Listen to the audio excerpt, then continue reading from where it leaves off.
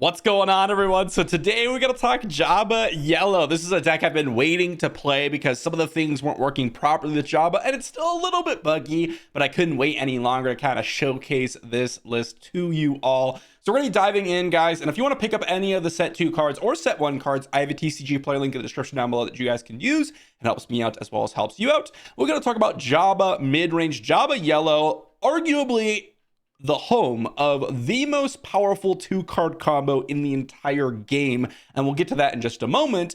But this deck, if you haven't seen Jabba Leader, allows you to kind of ramp by nature of just playing units, and you can also ramp in the deck itself. So he has an action: you choose a unit for this phase, it gains bounty. The next unit you play this phase costs 1 less, and he flips as a 7 resource 2/12, and when he flips, he has a when deployed trigger that allows you to choose a unit in the same arena as an enemy unit, and then that unit will capture that unit. So it essentially removes them from the battlefield until that unit dies. And he also has the same bounty, but instead of that unit costing 1 less, it costs 2 less.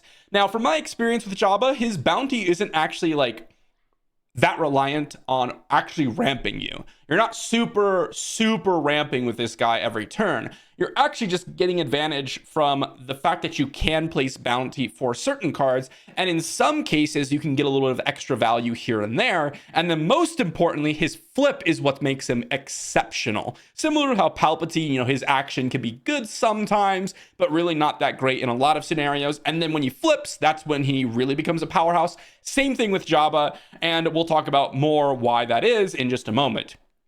As for what the deck is kind of structured around, well, we do want a bunch of units that we can claim bounties with, but also in terms of cards that you're used to seeing, we have things like Greedo, we got things like Super Laser Tech to help us ramp, we got Consortium Star Viper, really nice high quality 3 resource space unit, resupplies, we are playing with Overwhelming Barrage, that's an amazing board wiped style of card, Reinforcement Walkers as part of our top end, and Devastators as part of our top end. Devastators is actually really cool in this deck because if you flip Jabba on turn 6, or whatever you flip him on, the following turn, you're able to use his action to put a bounty on an enemy unit.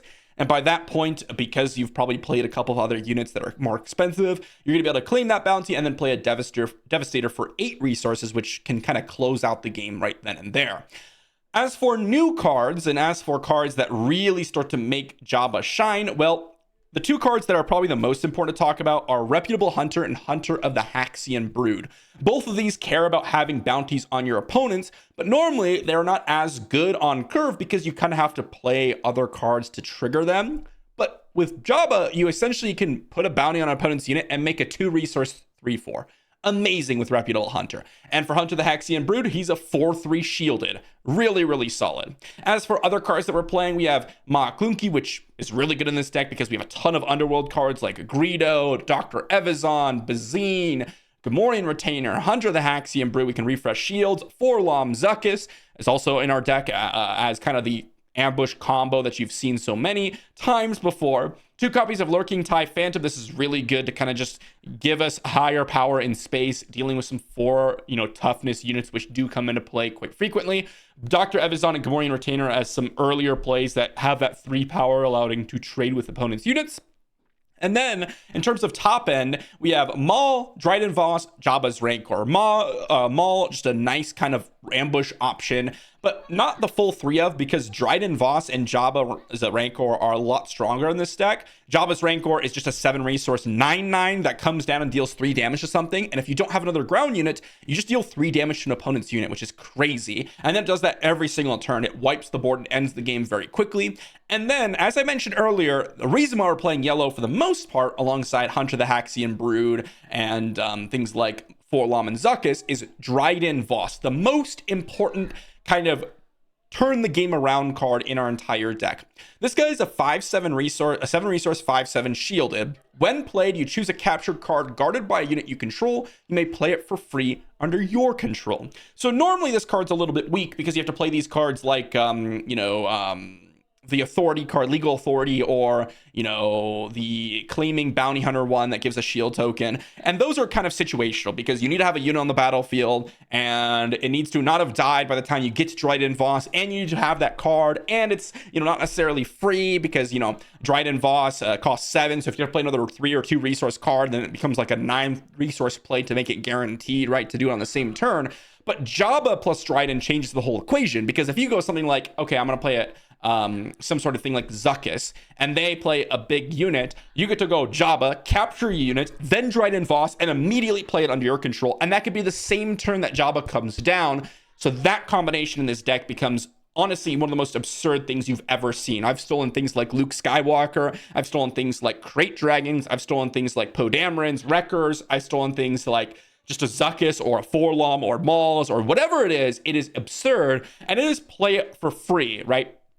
So it should trigger the when played abilities as well, which means that this is an absurd combination and the thing that kind of just makes the game unwinnable for your opponent, unless they have like Super Laser Blast or things like that. But even if they do have that, you're probably not even being able to capture many units anyways, so that changes the whole game. But anyways, with that said, guys, let's dive into a couple games and showcase the power of Jabba Yellow. All right, did do our first matchup against Chewy Green, and we have a pretty good hand here. We got turn 1 Reputable Hunter. We have the Forlom Zuckuss combination, although I think in this situation, I actually want to get rid of either Forlom or Zuckuss. And we have the Super Laser Tech, which makes me kind of want to get rid of the Forlom because we can just play Zuckuss a turn early. And I want to keep the Dryden Voss because it's, again, the most powerful combination as you've seen. By the way, I'm at the bottom right because a lot of you mentioned that that's what you wanted to see. So I appreciate the little bit of a feedback there. And I am excited to dive into our first game. Now, against Chewy Green, if they don't play anything on turn 1, we are kind of okay with that as well, simply because we are the mid-range / ramp deck. Ideally, we're going to be playing our big fat units, and they can't compete with that. So if they don't play anything on turn 1, it's not like we are like devastated, right? If we're able to play the Reputable Hunter on turn 1, obviously that's extremely valuable, right? They play a 2-3, which does heal them. We play a 3-4, like the difference in that is immense. And heck, if we even draw like a Greedo next turn, what we can do is put a bounty on Colonel Yularen, follow it up with Super Laser Tech and Greedo, ideally, right? Assuming the everything's working properly. We drew a Jabba's Rancor, and now it could potentially resource one of these things. I think I actually want to resource the Jabba's Rancor. I do want that 5-drop because it is kind of important for us to have a play next turn, assuming we don't draw anything too crazy. Let's go ahead and put a bounty on the Yularen, set up for the most value play here in that we kill the Yularen, we get to put the Super Laser Technician into play and the Greedo. So boom, we kill the Yularen, and then we're going to go ahead and play a Super Laser Tech and a Greedo. Look at that. We are off to the races at this point. And we drew ourselves another Super Laser Tech and a Star Viper. So I think I'm going to go ahead and resource the second Super Laser Tech and just put down a Star Viper here. They're going to go ahead and put something into play. It's going to be, okay, it's going to be a R2-D2, which honestly is pretty fine for us because we're going to go ahead and put a bounty on the R2. And then we're going to go ahead and they're going to put Electro Staff. Wow, okay. We're going to use all of our units to kind of get rid of this thing, I think. We're going to go ahead and get a resource here. Hit it with a Greedo. And hopefully we hit a non-unit. We do not. But we could still play ourselves a Zuckuss here. And then we will pass here because I don't want to use all my units, and I was fine trading the Super Laser Tech to get in some damage, and then the Greedo was fine as well because it sets up a trade with like the Reputable Hunter and things like that, but we don't want to go too, insane here. Let's see if they go ahead and trade with the Reputable Hunter. Okay, they are not going to trade with it, which means I'm going to go ahead and attack their base for sure here. Play a Takedown. All right, that's really not all that scary. Hit with the Reputable Hunter, play a Consortium Star Viper. And I could flip Jabba next turn and play a Dryden Voss, which is kind of what I'm looking for. We ended up drawing our Overwhelming Barrage and Greedo, which is nice. And we're going to see what our opponent plays here. They don't have the Chewbacca flip quite yet, and they're going to go ahead and trade. That is fine with us. Let's go ahead and attack in with the Reputable Hunter and see what they end up playing. Ooh, and that is exactly what we are looking for. We're going to go ahead and take the Obi-Wan, play the Dryden Voss, take the Obi-Wan and play a 4/6 Sentinel for ourselves. And I mean, that is exactly where you want to be. This is what I was saying with the Dryden Voss at Jabba the Hutt. Again, it is such a disgusting turn. We've essentially absorbed their 6 resources, okay? And we've gone ahead and played our own 6 resources with Obi-Wan, and we played a 7-drop on top of that, which isn't like an insane 7-drop, but it's still, you know, decently valuable. Here we have a couple different options. Dryden Voss is an Underworld card. I think this is a pretty easy resource of the Dryden Voss as well. They just said, wow, that's a good card. And I said, oh yeah, that is the most powerful 2-card combo potentially in the entire game right now. It is just an extremely good play. And in this spot, I mean, we have Overwhelming Barrage, which could do some major work. Like we could put it on a Dryden Voss, for example, and then, you know, not really tank any damage from the, what's it called? Chewbacca, and that's going to be pretty nice. Looks like they're going to go Electro Staff. Cool. In that position, let's just go ahead and, well, we have a bounty on this. So if we give +7, we can attack for 7. They're going to attack us for 11.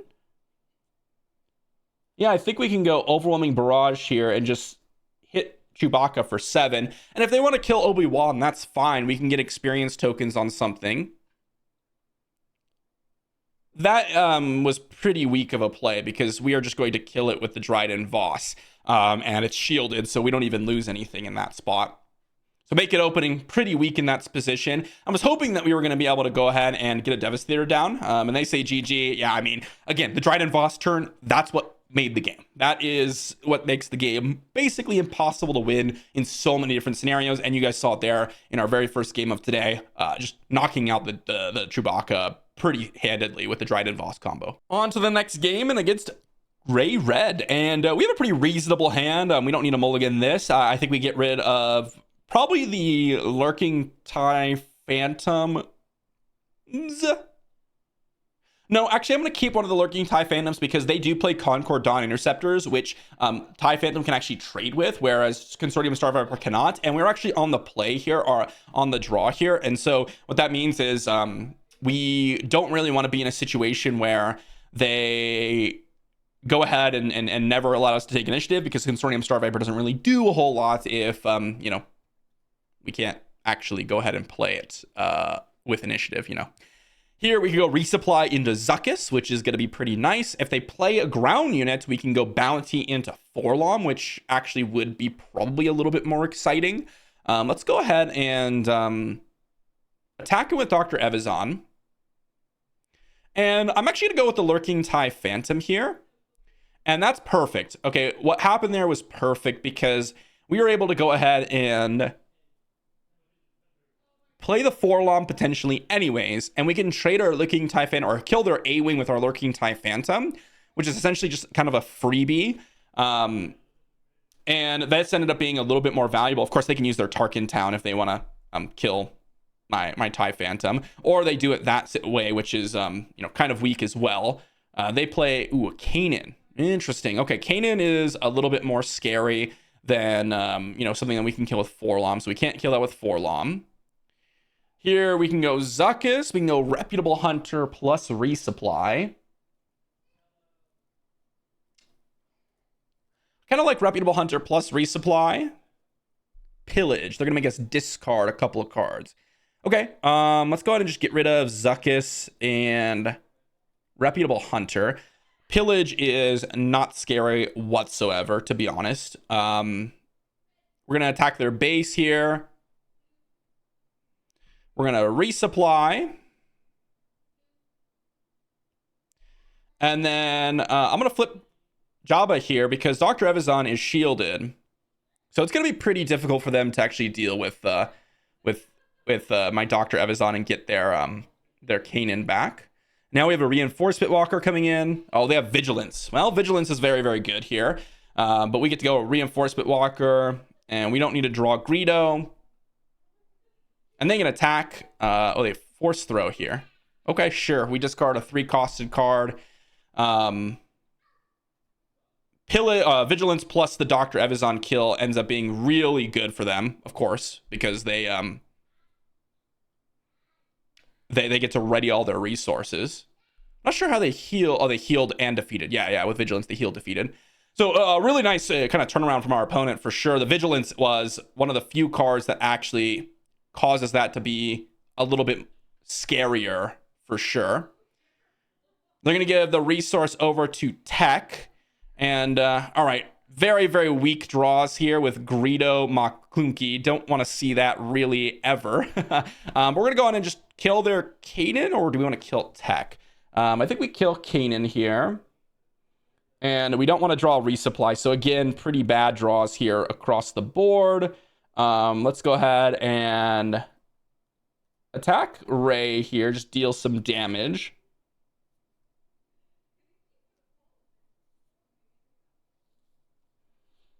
That could be a little bit scary because they could start smuggling anything from their resource pile at this point. And we just drew pretty poorly here. We drew, our resupplies, a Greedo.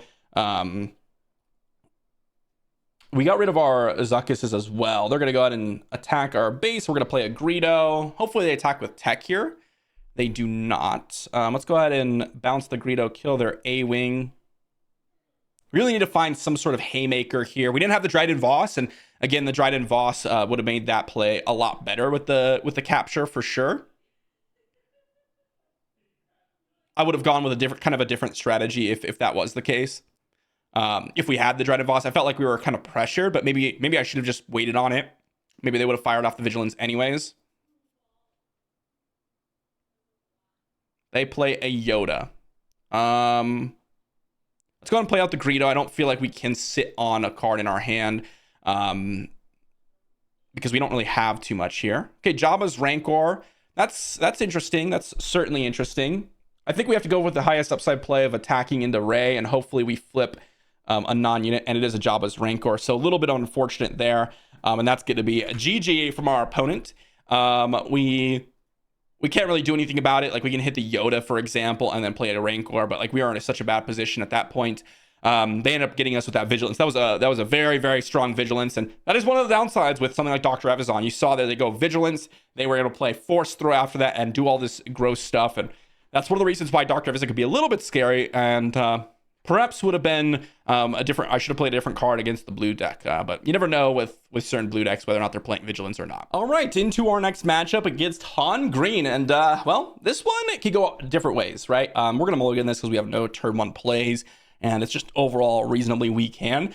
But as I was saying, it can go a couple different ways. If this is the aggressive Han version, then a hand with Dr. Evazan and Overwhelming Barrage is really good. If it's the non-aggressive version, it's the mid-range version, then Dryden Voss is really good. So I think I just resource the Greedo and Greedo, keep Overwhelming Barrage and Dr. Evazan and Dryden Voss, and kind of hedge my bets on everything. They're passing, which makes me think that they have something like Price on Your Head. And I'm going to go ahead and play a Dr. Evazan because it's kind of difficult for them to actually kill the Dr. Evazan if they're in the mid-range style of deck. There's not really much that can do it, to be honest. So not really too worried about that. I will say, if we're against the mid-range deck, we are heavily advantaged. It really depends on how many Crate Dragons your opponent draws. Crate Dragon is an absurd card. If they draw like 1 to 2 of them, we can beat it. If they draw like a bunch of them, like if they draw 3 of them, all 3, then it could be a little bit sketchy. So we do kind of have to, be in a position where our opponent doesn't draw a million of them, and we are just absolutely outclassed. Because Crate Dragon is a card that just outvalues your opponent like crazy. Of course, we could do things to kind of stop it, right? We could do things like play a Jabba's Rancor and just straight up trades with the unit, which is nice. Here we're gonna put a bounty on the Reckless Gunslinger, and I actually don't want them to attack my Dr. Evazan here, mainly because I want to get down this Hunter and actually have a shield token. So I'm hoping that they hit our base, so we get a 4/3 shielded, and then we can just hit their base, and we can kind of be off to the races, especially with like an Overwhelming Barrage in hand. But that's the kind of ideal situation. So Reckless Gunslinger, that could be a couple different things. To be honest, that could mean that they are the more aggressive version and they're just, having a bad hand, or they're playing the, Spark of Hope, defeat my Reckless Gunslinger value type deck, which is very, very possible. Turn 3, though, or turn 2, if this is like a Sundari Peacekeeper or something like that, it could be anything. Resupply gives me the sign that it is a mid-range version, and that's what we're going to be fighting today. So we got to be on the lookout for Crate Dragons, and we drew a bunch of nonsense, I will say. We drew a Devastator and Overwhelming Barrage Part 2, so a little bit of a weak draw here for sure. I guess I could not have resourced one of these guys, but we kind of drew some awkward cards for sure. I will want to keep all the more expensive stuff. Again, this is kind of how I deal with the mid-range deck. We didn't draw any ramp yet. We have a pretty aggressive start, and they have a 25 HP base, so they kind of do have to deal with a lot of threats here. And we have a lot of shield tokens, and it's not exactly particularly easy to get rid of those cards. We're gonna go ahead and attack it with the Hunter, because if they're hitting with the Hunter, or they're hitting the Hunter with it, then maybe they have like an ECL Poe Dameron to come in and deal 2 damage to the Dr. Evazan and something like that. Oh, they're just Spark of Hoping. That's also very, very possible. Spark of Hope is very, very, very solid. Price on your head, and then we're gonna claim initiative. And let's see what they've got here. Oh, they're gonna deploy Han and trade. Okay, sure. I mean, they're ramping. They're ramping pretty hard, I will say that much. It's a little scary here, and actually that was a pretty good draw. Bazine Natal, not that great of a draw in a lot of scenarios, but in this spot, well, we actually really like what we're seeing here. I'm actually not going to discard any of these cards. None of those cards are scary. I don't want my opponent drawing into something big, but if they had like a Crate Dragon, or if they had like Ewing reinforcements, Bazine Natal in that spot would have been really nice to get rid of that card. So quite happy to kind of see what they've got in hand. They have the Sundari Peacekeeper, Price on your head, and Marauder. Marauder, not scary. Price on your head, not scary.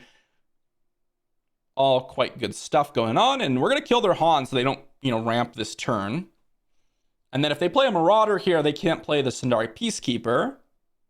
If they play the Sundari Peacekeeper, I guess they could ECL out the Sundari Peacekeeper, and then play the Marauder afterwards. That is something that they could do.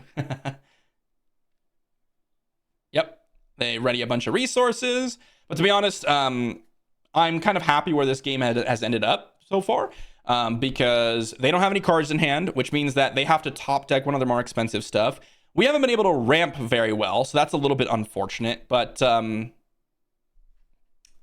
at least we have some way to kind of get back into the game with Dryden Voss, Jabba, Overwhelming Barrage, Devastator, Reinforcement Walker. Those types of cards are really good. They're going to go ahead and hit my Bazine Natal, which is fine. I'm going to play a Star Viper. If they want to kill it, that's fine. I'm not really too scared of that. If not, then we'll have a target for Overwhelming Barrage, and we're going to claim initiative here. See what they've got. Again, Crate Dragon is the card I'm most scared of. They have a K2. Okay, K2 is not nearly as scary. And here we can go ahead and just play a Jabba's Rancor, which we will go ahead and do so. Hit K2 for 3. And of course, I could steal K2, but again, K2 is not the card that's going to win them this game. Not even close. It's going to be Crate Dragon. Crate Dragon, Crate Dragon, Crate Dragon. Wrecker's really good. Poe Dameron's really good. All those cards are scary and cards that we do have to think about. But Crate Dragon is the card that we need to be scared of. We're going to claim initiative here, and if they want to hit my Rancor, that's fine. I'll trade my Rancor for their K2SO and Reinforcement Walker. Okay, they're gonna play it like that. Interesting. This ended up working really nicely for us because we get to go Overwhelming Barrage, kill your entire board, which ends up being pretty nice, and I think that's gonna be pretty valuable for us. Let's get rid of this Hunter here. Overwhelming Barrage, huh? Let's go ahead and I think we actually kill these two. We do 9 here and 2 here. And this gives us an out to where we can kill their Echo Base Defender in K2. And we also have a ground unit to steal their Crate Dragon if they end up playing a Crate Dragon. Again, all we have to care about, Crate Dragon, Crate Dragon, Crate Dragon. That's the card that is exceptionally scary. Wrecker is pretty good, no doubt about it. And they can deal some damage, get some value going for sure. Here, I think we can steal the Wrecker. What do we want to do here? I think we just attack. Oh, wait. I want to deal 3 damage.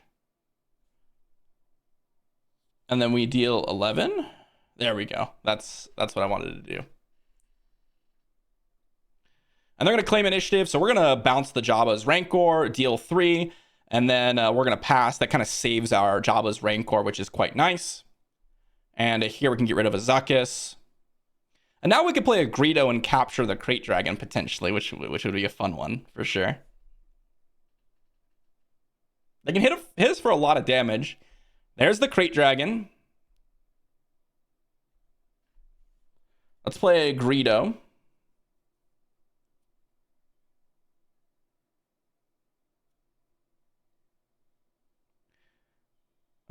They're gonna choose a discard. Didn't hit anything. Now we're kind of dead.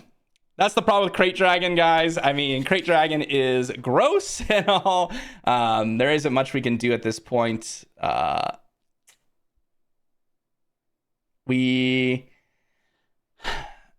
guess, I mean, we played Jabba's Rancor.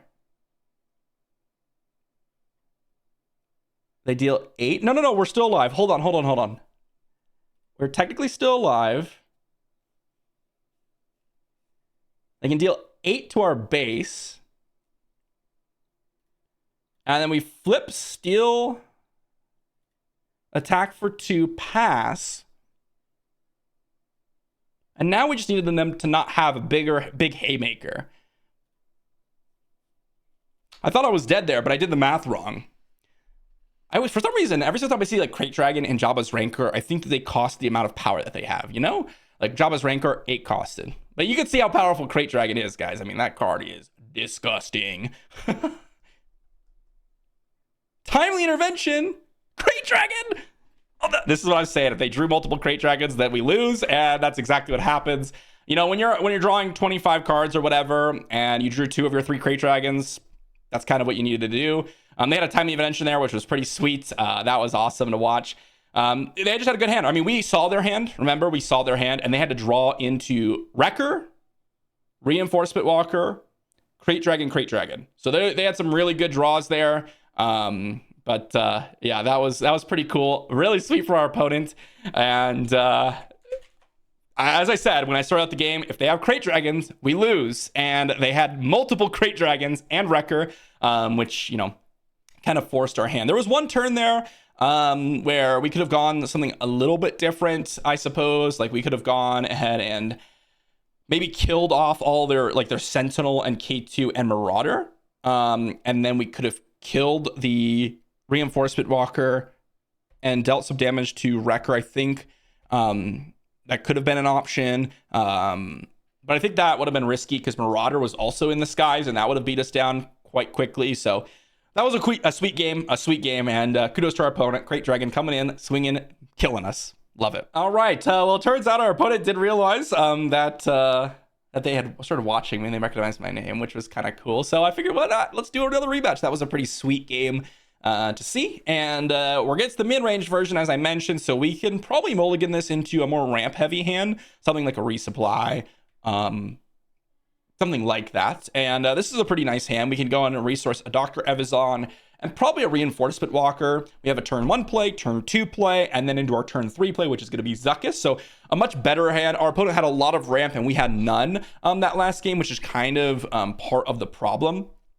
Crate Dragon is a very difficult card to deal with, especially when you know, you're in a spot that is really, really not that strong, where you don't have enough resources to kind of get through everything. Put a bounty on the Reckless Gunslinger. We're going to go ahead and play a Reputable Hunter, and then we pass.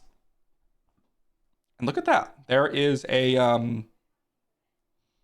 Greedo. There is Resupply Super Laser Tech. I'm actually going to resource a Zuckuss here, because we get to go resupply Greedo potentially, depending on what our opponent does, of course. They can play a 4-drop, so it could be like a K2 here if they have one. Modded Cohort. All right, well, that changes things for sure. We're going to go ahead and play a Super Laser Tech. And this is okay. I would want to ramp anyways, so ended up working decently well for us. Double resupply. Okay, here I definitely want to get rid of the Greedo, because I am not exactly interested in that. I want to keep double resupply and the Mauls here, because it's important for me to get to Devastator mana for sure. Devastator resources, I should say. See what our opponent's got. Resupply. I will also resupply. I like your strategy, my friend. I like it. They can deploy Han here if they would like, but it looks like they're not going to. Here is a Retainer. I'm just going to keep the big stuff. We're in a position where we can start playing big stuff after big stuff after big stuff, so that's kind of what I want to do. If they have a Wrecker, or if they have a Podamarin, that could be a little bit scary. They have a Marauder. Okay. They're going to play a Marauder. I am going to just play a Maul. I don't really see reason not to play Maul here. I can play Reinforcement Walker next turn. I can also deploy Jabba, action, potentially play a Devastator next turn, which can end the game very, very quickly. See what our opponent's got. I think they're thinking about potentially getting Han down. We're going to pass, and we drew a bunch of good stuff. I want to keep the Jabba's Rancor, and I think in this this situation, I actually do not want the resupply at this point, because I think we're going to be able to play all of our plays here. Yeah, I think it's worthwhile just to get rid of the resupply at this point. They still have ECL, remember, but unfortunately for us, their ECL targets are not amazing.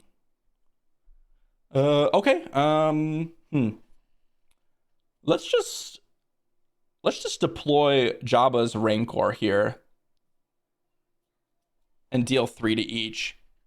The nice thing about this is, remember, you can choose an Underworld unit, and then this is going to deal all the damage to the Underworld unit. So we can choose the Jabba's Rancor, remember, to actually go ahead and take all of our damage. But here we're just going to get in for 7.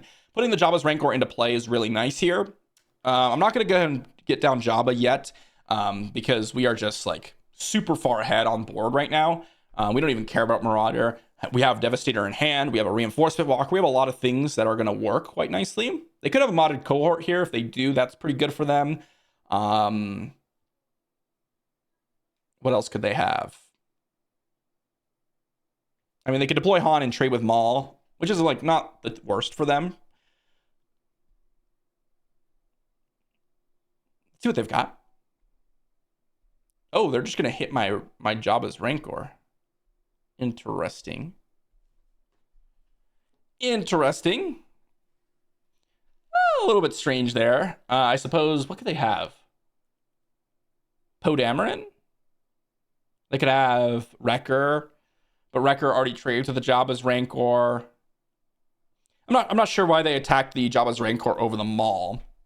Remember, we must deal 3 damage to another friendly ground unit, so we should be attacking with Maul first, just in case we need to immediately attack with Jabba's Rancor. But remember, as I said last game, we really, really, really need to save our Jabba flip for stealing a Crate Dragon. That is exactly what we need here. They have a Podamarin, and it looks like they're going to kill my Jabba's Rancor, potentially. They're ECLing it out, which is nice. None of their other options are really scary, like dealing 2 damage to a base is like whatever. Like if they discard cards, I think I'm okay with that.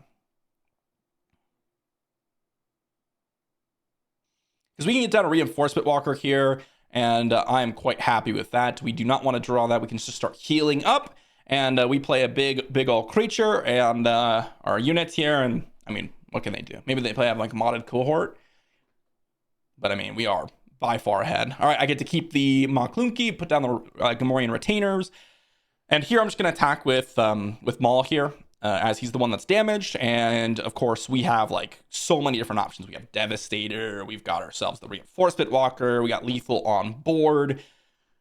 If they have a Crate Dragon, we still win, which is nice. We're just gonna attack for 7 and then attack with the Reinforcement Walker. You can see how different this game was because we had ramp to keep up with our opponent's ramp. You know, we were able to get down our big stuff when they're getting down their big stuff, and we don't just get overrun by like Podamarins and Wreckers and Crate Dragons. I'm waiting for the timely intervention Crate Dragon. That is a sweet little combo. I don't really know what they could do to get out of this. I suppose they could. What could they have? Crate Dragon doesn't do it. Wrecker, I guess Timely Intervention Wrecker might do it. Is that what they're doing here? Timely Intervention Wrecker plus something? What can they have with a Timely Intervention? They must have something really good. I'm thinking like Wrecker doesn't actually do it here. Oh, Reinforcement Walker. Yeah, that doesn't do it. Well, actually, it keeps them alive if I didn't have Overwhelming Barrage, which I do in this spot, right? How much damage? No, that's not enough damage. I guess they're still alive here, so that's kind of cool. Here I'm just gonna go Overwhelming Barrage. I mean, we have Jabba flip as well, so I'm just gonna go ahead and make the guaranteed play. Kill both their units, get in for 8, and then that's gonna be 24, and then we go ahead and flip Jabba, and then we attack. Sweet. And that's going to be the end of the game. So yeah, Timely Intervention Reinforcement Walker is pretty cool. And that's a card that we could potentially play in our deck for sure. But that's going to end up finishing off that match. I'm going to go on ahead to a next one because I want to go ahead and get a different match. All right, and we're on to, what is this, game 5? Something like that? And we are against Vader Green. So another little ramp strategy most likely. And this seems like a fine hand. Dr. Evazon's not my favorite in this matchup, but you could probably do a little bit of work kind of stalling out the game a little bit. And I think we just resource the Forlom and probably Devastator because we do have the Dr. Evazon, Resupply, Zuckuss kind of curve. And even though Forlom and Zuckuss is the combination, we aren't, actually going ahead and doing that. They pass, which means they probably have something like, well, I guess nothing. But I thought that they were going to have something like Price on Your Head or something like that. They're going to play a Resupply. We are going to attack them for 3. And then we are going to play a Resupply. And then we are going to pass. And we get to go ahead and resource this Dr. Evazon. Pretty easy resource here. See what they've got to follow up the Resupply as a 5-drop. They have a Disabling Fang Fighter. Interesting. They're playing main deck Disabling Fang Fighter. That's kind of a crazy one to play. I don't know if it's that strong. But hey, I mean, they can do some work sometimes, like in this spot, right? Claim Initiative. They're not going to use... Okay, they can't use their action because it's not a villainy card, of course. And we drew Jabba's Rancor, which we could actually play this turn if they play something big. What could they play that we couldn't deal with it? I'm not sure, but I'm going to resource the Zuckuss here because I think I'd rather have the cheaper cards, potentially double, double play here, double card here. 6 resources. Ruthless Raider. Okay. Yeah, I mean, I think we just bounce the Dr. Evazon. Let's think about this. We have Dr. Evazon, and then this is, yeah. So we just, wait, undo. I want to attack first, and then I want to Mog Clunky here is what I meant to do. I was doing the math in my head, but we're going to play this, bounce the Dr. Evazon, kill their Disabling Fang Fighter, hit them for 6, put a bounty on their card, get a shield, and now we are in a very good spot. So we get to go ahead and resource probably the Gamorrean Retainer. Because potentially we can go Consortium Starbite for flip, steal your Ruthless Raider. But honestly, I mean, we have an incredibly good hand here. And if they just, you know, deploy Maul, like, my goodness. Like, look at that. They played Maul and it's literally just a trade. It's so brutal for them. Nice. We're going to attack them for 3, and we're going to take initiative. We don't need to do anything else. Oh, actually, hold on. We do not take initiative here. I forgot that, well, I should have known, but Vader can actually go ahead and deal the 2 damage on attack before, remove the shield, and then ready the resources from Evazon, and now he can play another 7-drop potentially. But deploying the Jabba's Rancor puts us in a very good spot here. They have to have a pretty good 7-drop here, and it can't just be a Maul.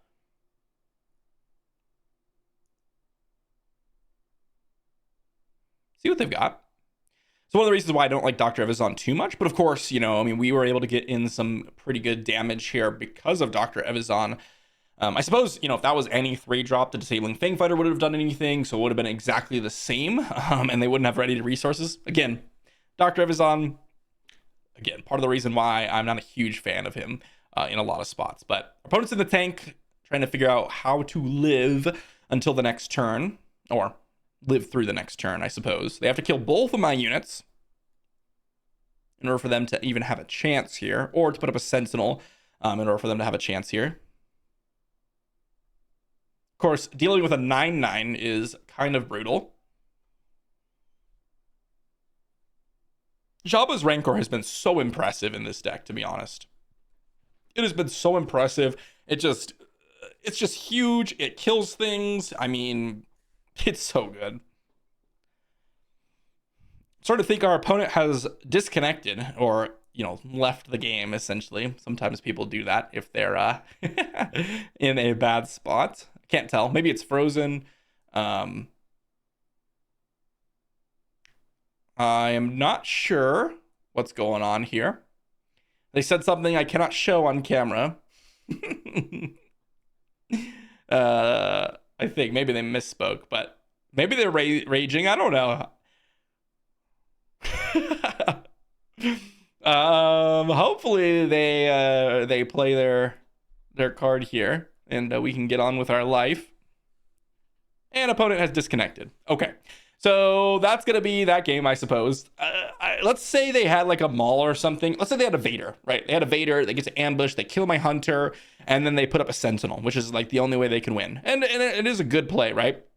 We go attack with Jabba's Rancor, kill your Sentinel, kill your Vader, right? And then we can flip Jabba, potentially take their Vader, kill the Vader leader, by the way. And then we could play like, or we could even play like Consortium Star Viper, flip, take your Ruthless Raider, set up lethal.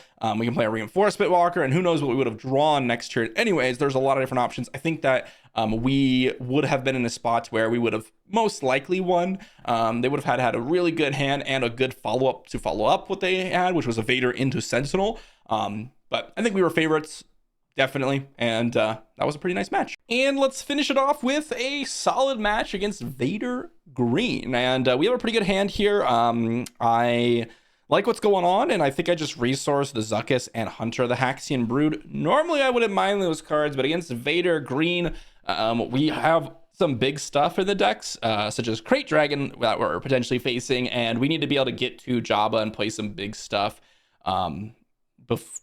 before they're able to. And if they just pass back here, we have resupply. That's really solid, actually. So that's going to work out quite nice. And they played a Death Star Stormtrooper, so they have a, well, I'm not going to say aggressive, but a little bit more of an aggressive start here.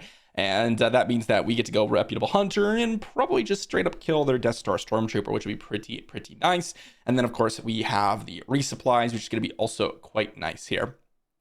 So hopefully nothing too crazy happens, and let's go ahead and drop the Reputable Hunter. There's a Lurking TIE Phantom, which can be interesting, but probably the resource option here. I really do like the resupply. We can also go resupply into resupply Mark Lunkeon if we have another card like a Greedo drawn or something like that.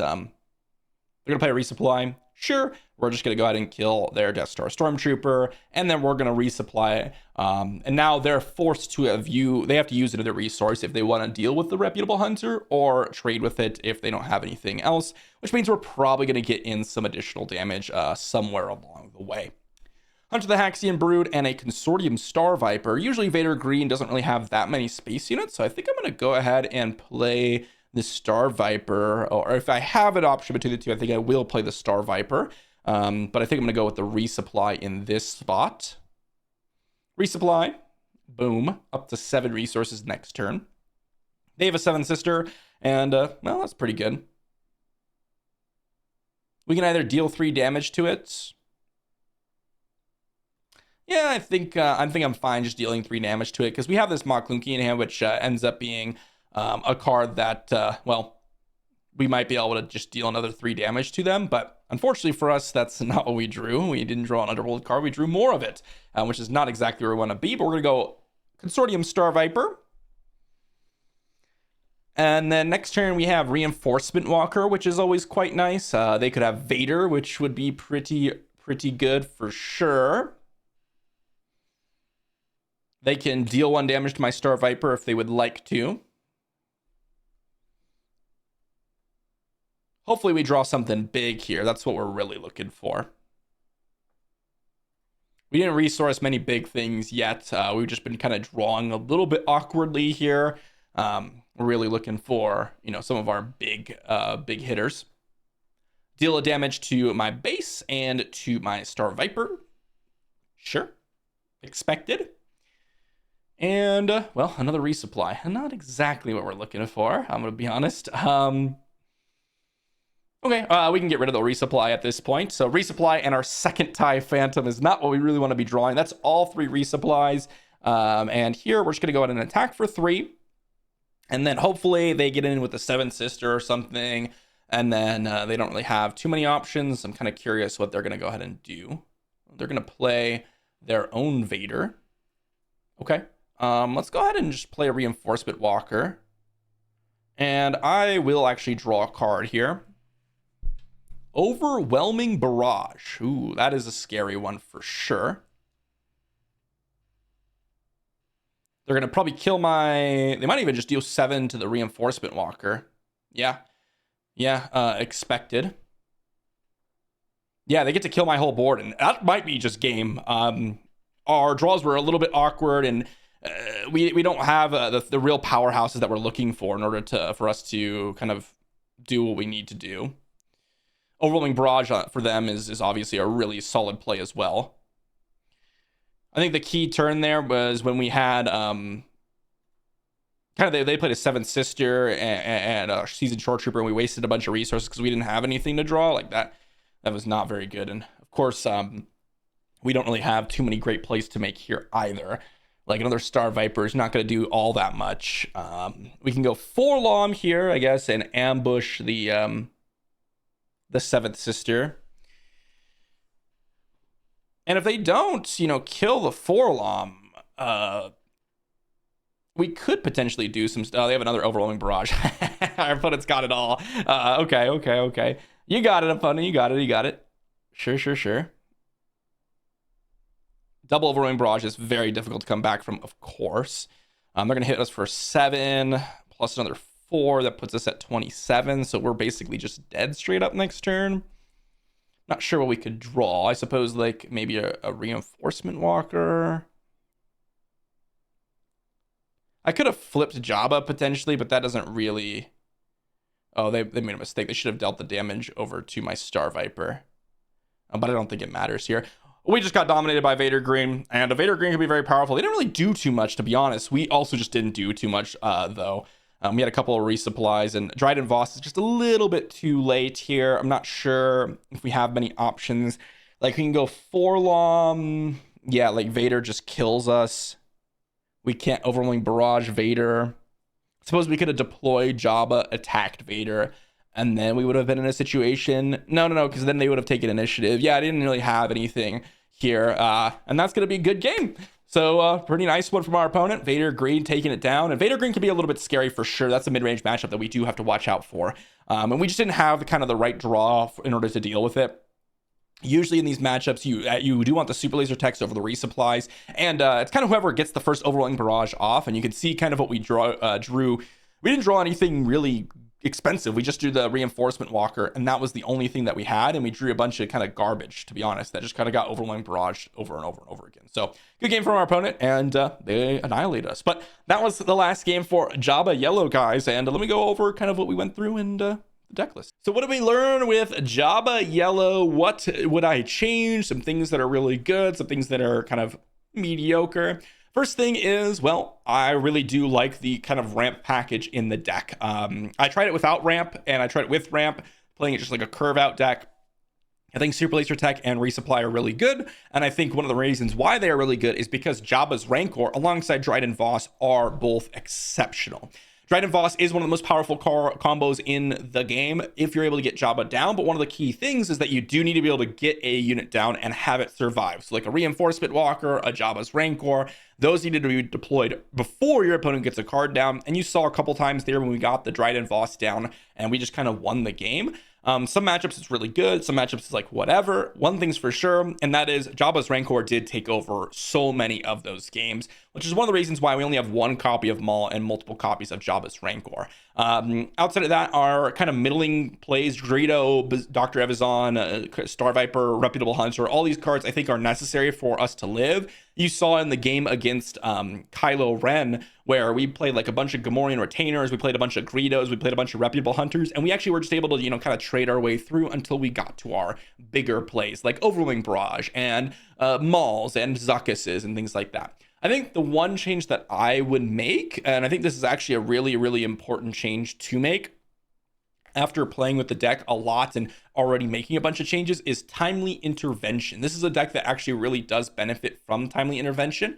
And I would take out probably the Lurking TIE Phantoms and potentially like a one copy of Ma Clunky, because you don't really want to be drawing all three of those, and putting in 3 Timely Interventions. There were many, many times in that game where, if instead of the Ma Clunky or the Lurking TIE Phantoms that I resourced, instead I resourced a Timely Intervention, and I top deck like a Reinforcement Walker or a Jabba's Rancor, which are the really key ones. You go Jabba's Rancor, ambush, you deal 3 damage to something, you ambush something else, and you deal 3 damage to something else. You can actually really return back into the game, which is pretty relevant. And of course, even ambushing out something like a Star Viper on 3 when you have Timely Intervention in your hand, or ambushing out a Reinforcement Walker obviously heals you for 1,000,000. It does so much work, and I think that would have been a nice change to the deck. I think that's one of the biggest changes that I would make, because I didn't think TIE Phantom was that impressive, and I thought Ma Clunky at some points was way too much, right? Like it was kind of like a win more type of card in a lot of scenarios where,